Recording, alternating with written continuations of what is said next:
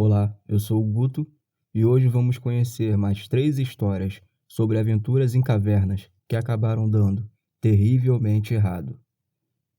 Antes de começar, eu gostaria de convidá-los a se inscrever e deixar o seu like, para não perder nenhum vídeo do canal e apoiar meu pequeno canal a continuar crescendo. E como sempre, a descrição do espectador é recomendada.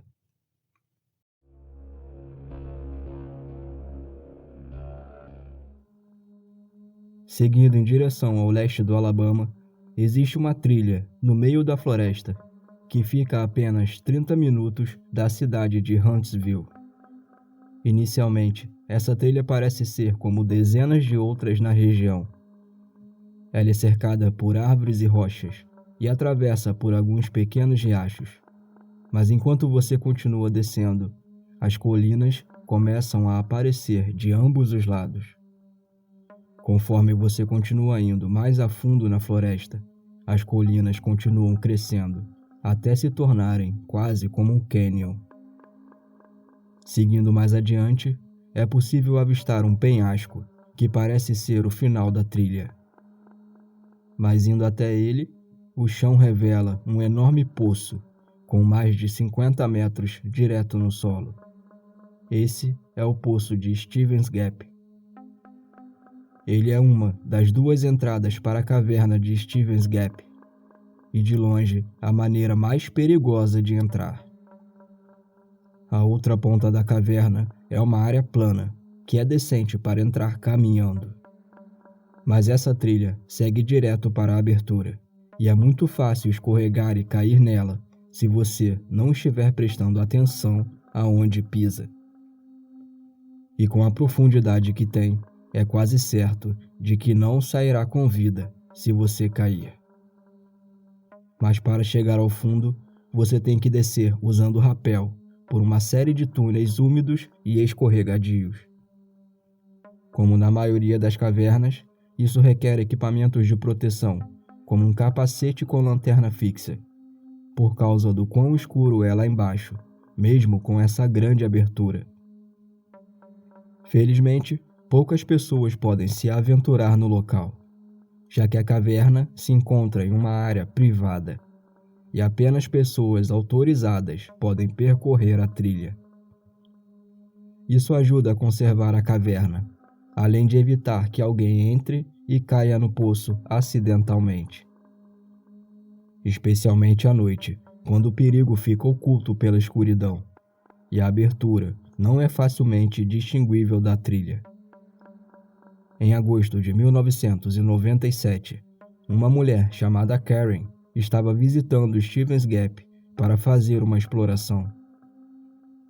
Como muitos outros espeleólogos mais experientes, ela pretendia fazer o rapel até o fundo, em vez de entrar pela entrada mais fácil.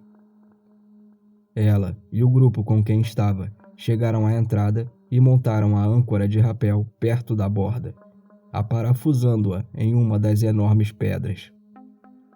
Em seguida, ela colocou seu arnês e capacete, além de seu dispositivo de freios.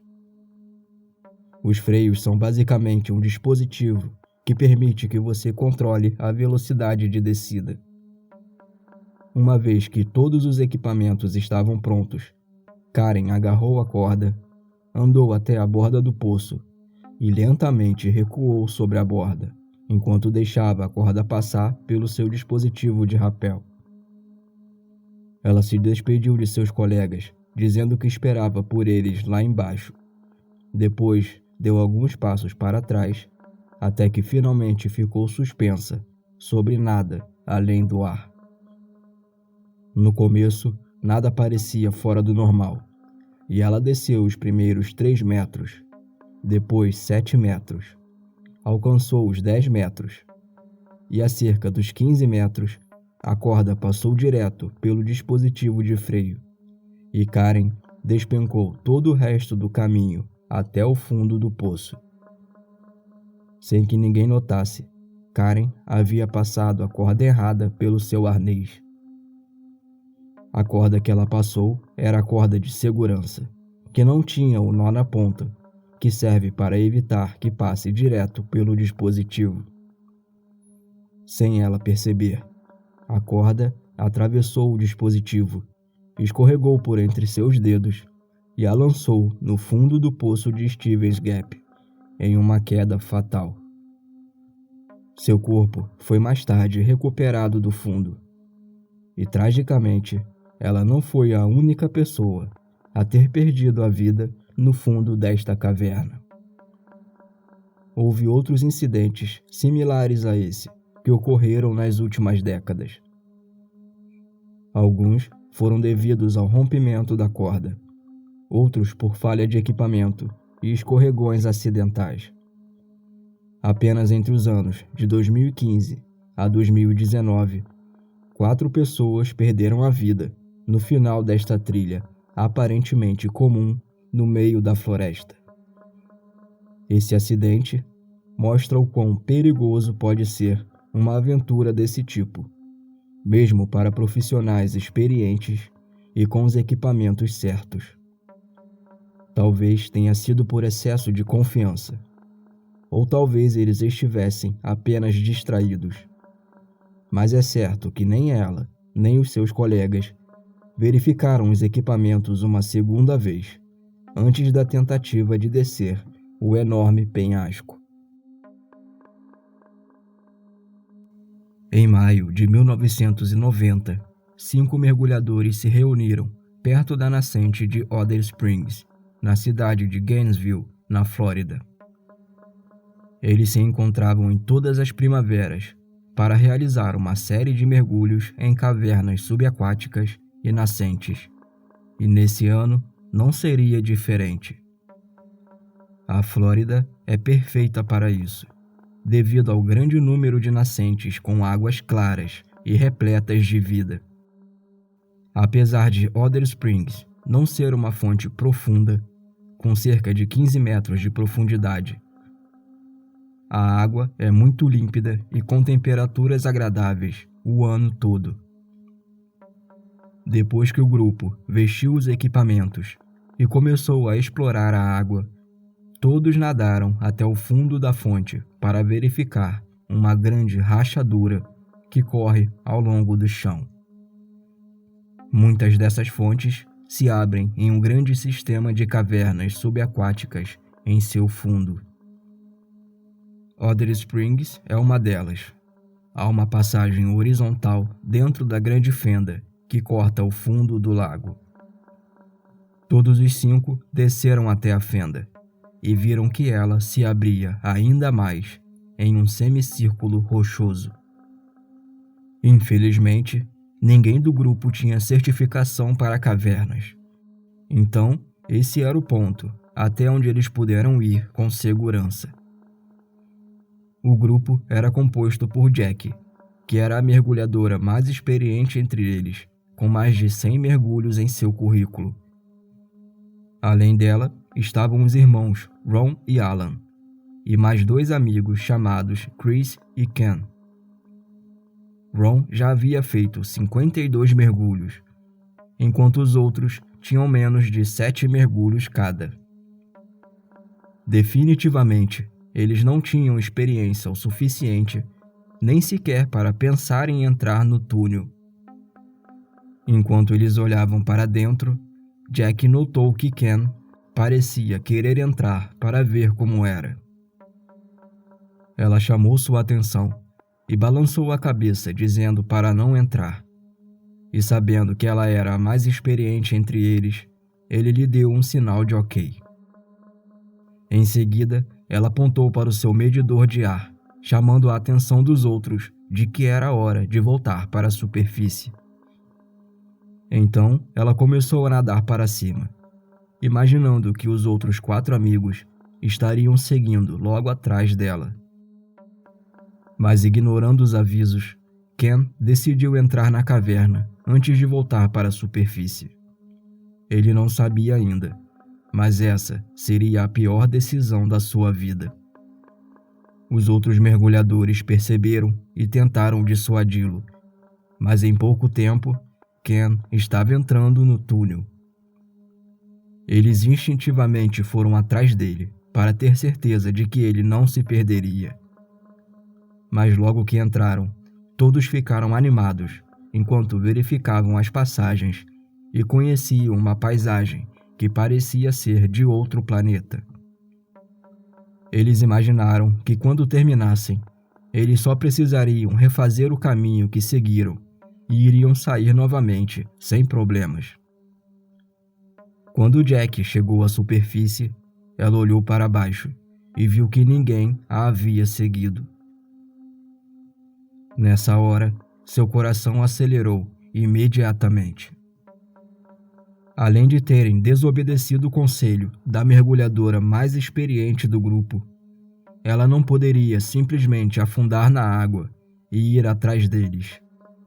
Seu cilindro de ar já havia ficado perigosamente esgotado, e ela sabia que os cilindros deles provavelmente também estavam. Tudo o que ela podia fazer naquele primeiro instante era esperar que eles voltassem por conta própria.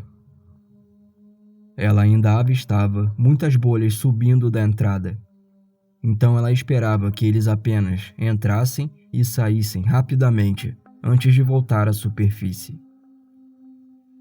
Dentro da caverna, os 4 amigos foram cada vez mais fundo, até olharem seus medidores novamente e decidirem que era hora de voltar.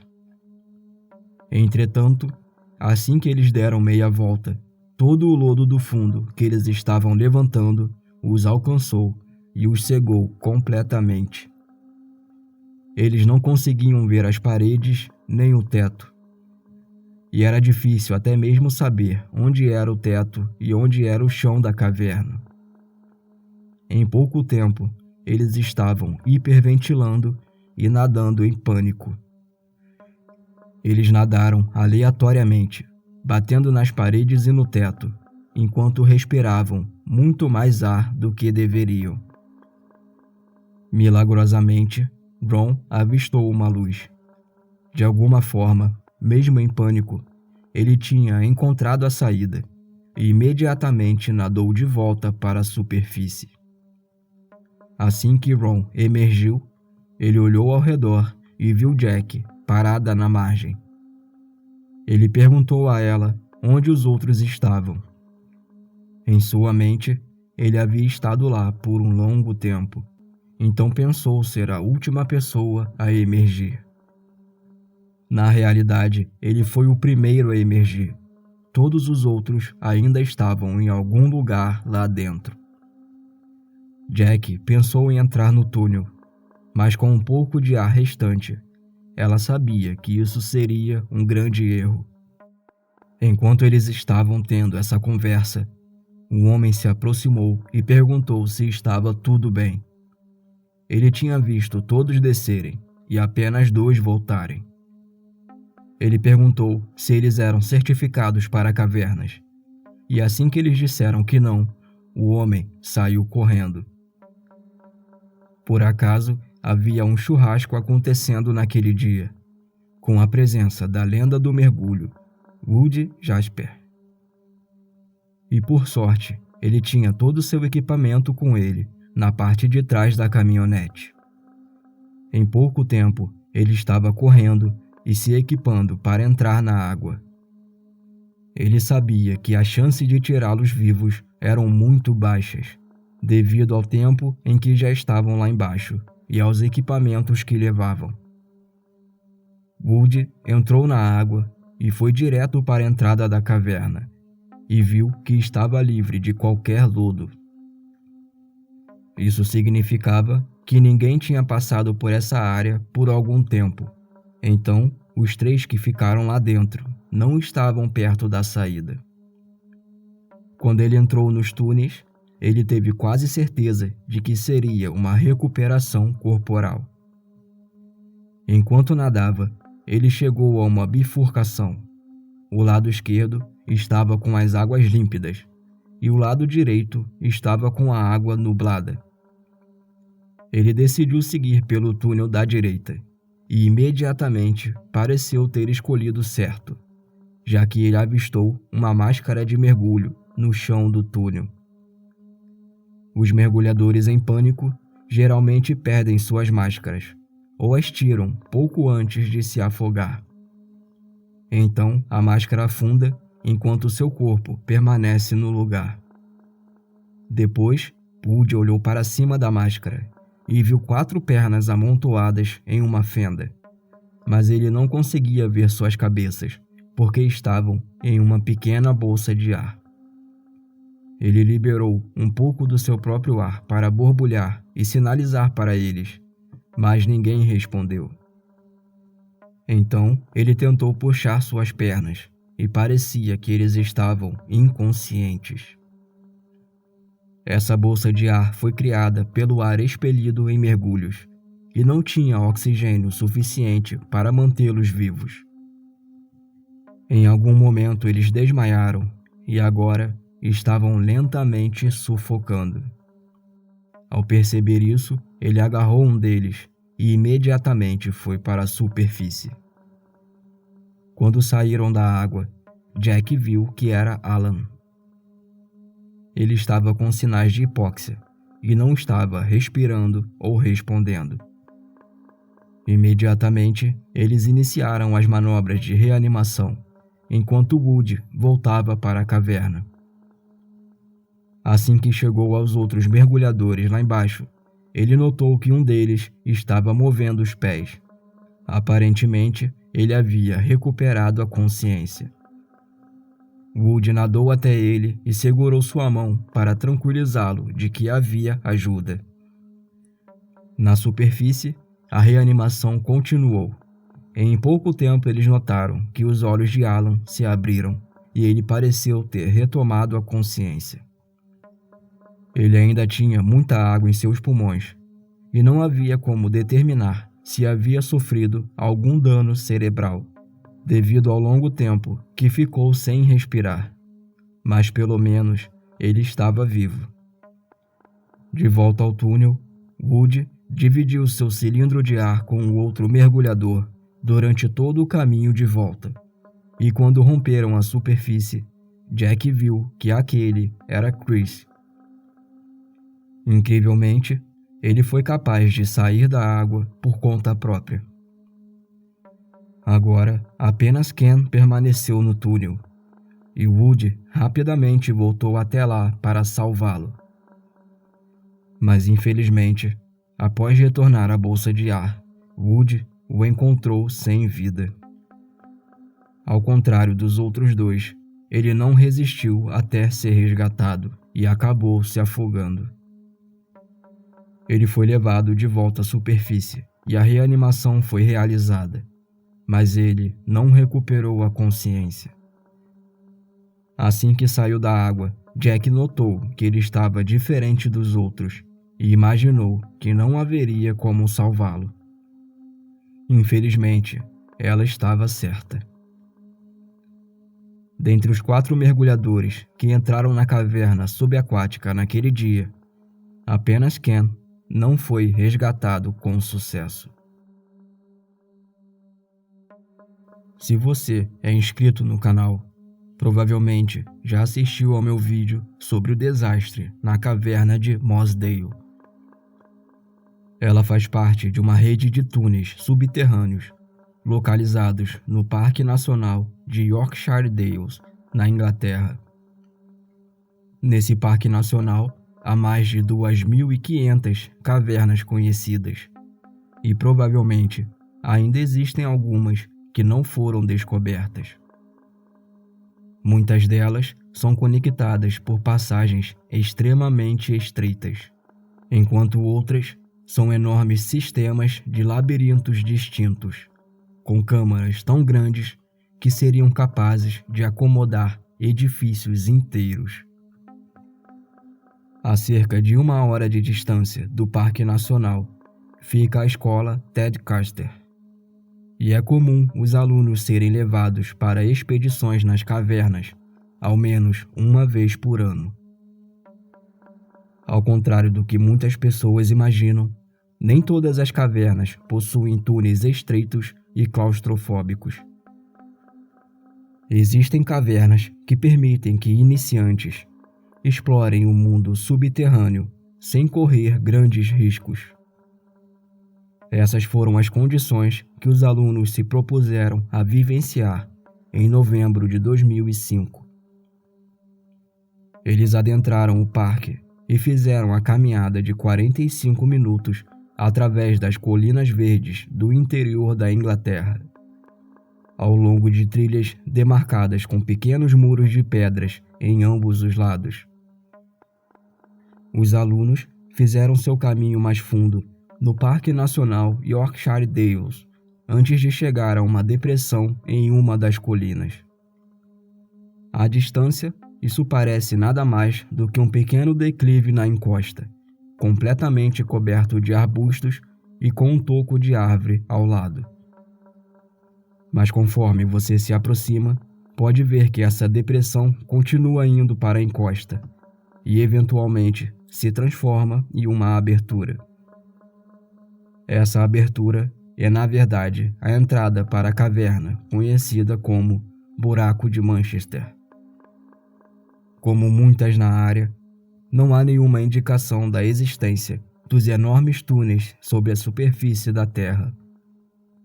Na verdade, o Buraco de Manchester sozinho desce por mais de 300 metros no subsolo e se integra a um sistema ainda maior, com quilômetros de túneis que você nunca esperaria encontrar debaixo do solo. O grupo de 10 alunos e 3 professores vestiram seus trajes impermeáveis e capacetes com lanterna fixa, e então fizeram um caminho pela depressão na encosta. Da entrada, o grupo percorreu o caminho por um corredor horizontal, com um teto a cerca de 2,5 metros de altura. Naquele ponto já estava muito escuro, apenas com a luz de suas lanternas para iluminar o caminho. Na primeira grande câmara, existe um riacho correndo pelo chão, mas curiosamente a câmara não tem estalactites no teto. Em vez disso, parecia que havia lama incrustada no teto, dando às rochas uma coloração marrom em vez do cinza usual. Os alunos deram uma olhada ao redor da câmara e se moveram para a próxima série de passagens. Após alcançar a próxima grande sala, eles avançaram para a seção mais desafiadora que enfrentariam. Essa seção, conhecida como o rastejo, tem cerca de 15 metros de comprimento com um teto bastante baixo. Conforme o túnel avança, o chão e o teto fazem um formato parecido com a letra U, sendo levemente côncava. Apesar do teto baixo, é possível atravessar sem o perigo de ficar entalado na passagem, sendo possível rastejar confortavelmente. Um por um, todos os alunos atravessaram o rastejamento e se dividiram em 3 grupos menores para observar as formações geológicas e pequenos cristais que cobrem as paredes nessa profundidade. Foi nesse momento que eles notaram que algo assustador estava acontecendo. O riacho que corre pela caverna faz parte de um rio maior que fica mais acima no vale. Esse rio maior abastece as cidades próximas e é represado para manter um reservatório, cujo nível da água varia de acordo com a quantidade das chuvas. Normalmente, o nível da água dentro da caverna pode ser previsto com segurança observando o nível desse reservatório.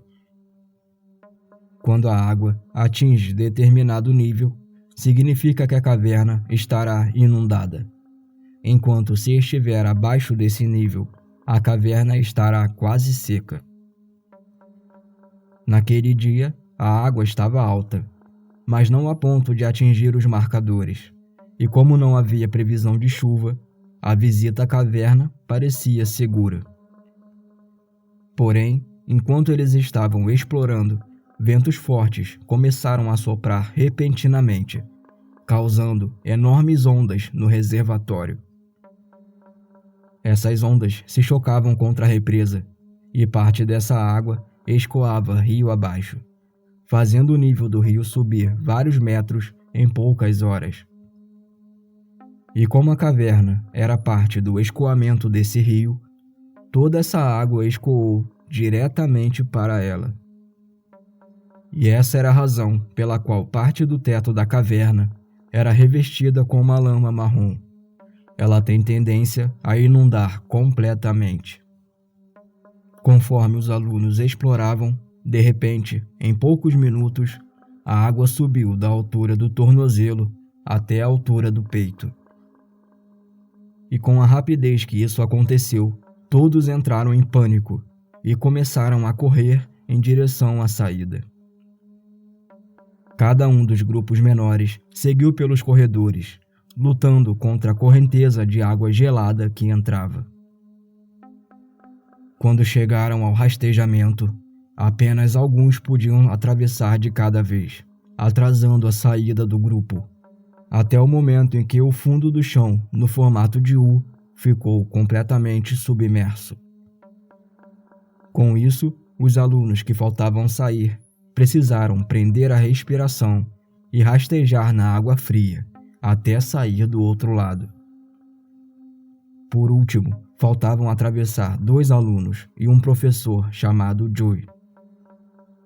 Joey mandou os alunos irem na frente, enquanto ele sairia por último para ter certeza de que todos conseguiriam atravessar a correnteza. Finalmente, todos os alunos conseguiram atravessar em segurança para o outro lado e saíram correndo em direção à saída, onde o resto do grupo aguardava. Quando chegaram em segurança à saída, eles ficaram surpresos ao ver que nenhuma gota de chuva estava caindo, mesmo que o riacho tivesse se tornado um rio caudaloso agora. Os professores fizeram uma contagem dos alunos para ter certeza de que nenhum aluno havia ficado para trás. Somente depois da contagem que eles notaram que o professor Joey não estava com eles. Ele não havia saído da caverna, e foi somente quando estavam em segurança que sua ausência foi notada. Para piorar, não havia sinal em seus celulares, nem mesmo para contatar os serviços de emergência. Apenas 1 hora depois, eles alcançaram a estrada principal e foi possível fazer a ligação. E no final da tarde, 40 socorristas estavam entrando na caverna, com a água já bem mais baixa. Eles levaram menos de 1 hora para chegar ao local e, tragicamente, Joey foi encontrado sem vida. Ele foi removido da caverna e levado ao hospital, mas não conseguiu se recuperar. O trágico fim de Joey é lembrado por seus familiares e amigos como um ato de heroísmo, porque ele arriscou sua vida tentando salvar os seus alunos. Após a tragédia, muitas pessoas culparam os professores de negligência por não verificarem o nível da água no reservatório antes de entrarem na caverna. Mas ao longo do processo judicial, foi descoberto que os instrutores seguiram todos os outros protocolos e procedimentos de segurança, e não havia como prever a chegada dos ventos fortes e os seus efeitos na represa. No fim, decidiram que ninguém foi responsável pela tragédia com Joey. Na história da caverna de Manchester, o nível da água nunca subiu tão rapidamente antes disso, e nem depois. Foi apenas uma ocorrência trágica, estranha e imprevisível. Obrigado por assistir o vídeo até o final. Se você gostou do vídeo e quer conhecer mais histórias como essas, por favor, deixe o seu like e se inscreva aqui no canal. E se você quiser e puder apoiar ainda mais, considere se tornar membro patrocinador com valores a partir de R$2 por mês. E mais uma vez, muito obrigado por assistir e a gente se vê no próximo.